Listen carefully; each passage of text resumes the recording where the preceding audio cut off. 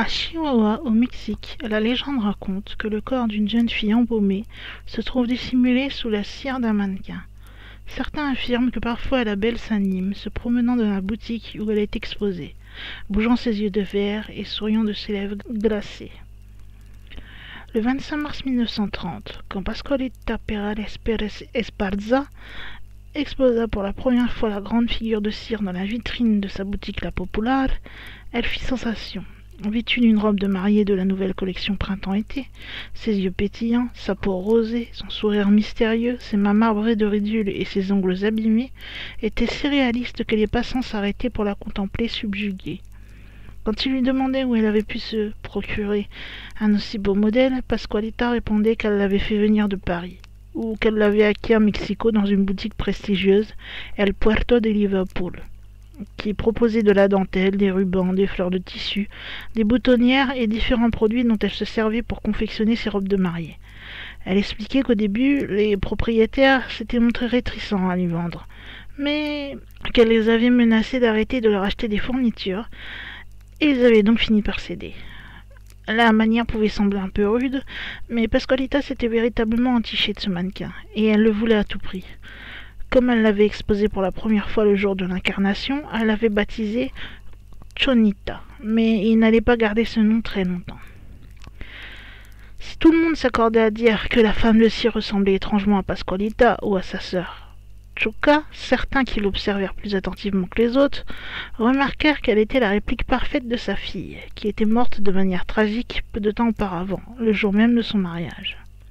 La jeune fille, qui était donnée comme particulièrement belle, se trouvait devant l'autel quand elle s'était faite piquer par une veuve noire, ou peut-être un scorpion, personne n'en était sûr.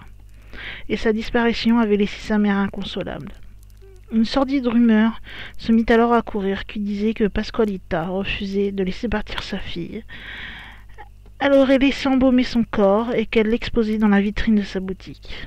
La malheureuse mère commença alors à recevoir des appels anonymes, de personnes qui s'indignaient de son geste morbide et maugréaient des paroles incompréhensibles sur les lois divines.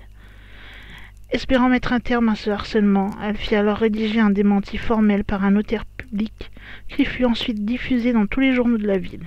Mais il était déjà trop tard et personne ne la crut.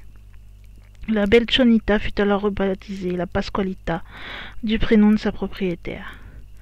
Suite à cette annonce, la renommée de la Pascualita s'étendit rapidement, et de toutes les grandes villes du Mexique, une foule qui espérait voir la jeune fille embaumée accourut à l'angle des rues Victoria et Ocampo où se trouvait la boutique, créant ainsi de monstrueux embouteillages et forçant la police à intervenir.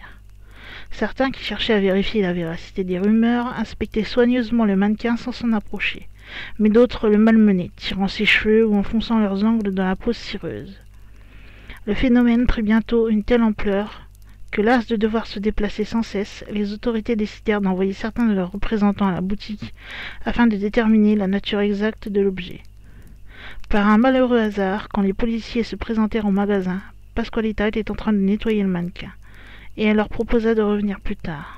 Refusant de partir sans l'avoir inspecté, ces messieurs insistèrent, et Pascualita, se voyant obligée de céder, les amena jusqu'à la pièce où séchait sa protégée, le corps pudiquement recouvert d'un peignoir et les cheveux entourés d'une serviette.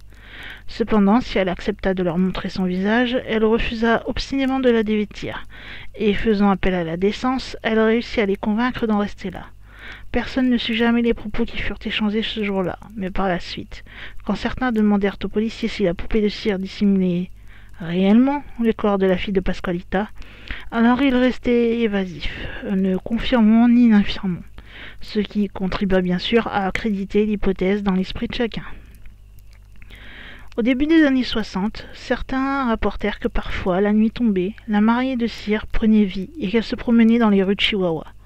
Apparemment, ce prodige était l'œuvre d'un mage français qui, passant par hasard devant la boutique, s'était arrêté devant la Pascualita, stupéfait par sa beauté, et l'avait ramenée à la vie par quelque sortilège dont il avait le secret. Brûlant d'amour pour elle, l'homme réveilla sa bien-aimée tous les soirs à 22h, puis l'a ramenée au petit matin, juste avant que la ville ne s'éveille. Cette histoire ne dura peut-être que 2 mois, puis le mage disparut, comme il était venu.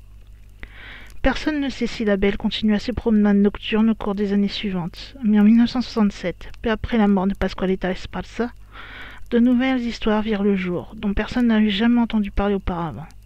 Elle racontait que parfois, la mariée de cire souriait fugacement aux promeneurs qui passaient devant la boutique, et qu'elle tournait la tête pour les suivre du regard. Certains qui étaient restés interdits devant la vitrine juraient avoir vu les veines rouges se dessiner dans le blanc de ses yeux, qui avaient disparu quelques secondes plus tard. Les habitants de la ville disaient que parfois, à la nuit tombée, la Pasqualita errait dans le magasin et que souvent, au petit matin, sa position initiale avait changé. Ces rumeurs étranges confirmèrent les doutes de certains, qui pensaient que la grande figure était tentée par l'âme de la fille de Pasqualita, prisonnière malheureuse d'une couche de cire. Et d'autres supposèrent que l'esprit de Pasqualita, qui aimait tant son beau modèle, s'y était réfugié après sa mort. Au fil des ans, la légende se fit connaître, et de nombreux visiteurs qui venaient d'Amérique du Sud, des États-Unis et même d'Europe affluèrent à la boutique, collant leur nez à la vitrine pour tenter de deviner si un cadavre se trouvait réellement sous la cire.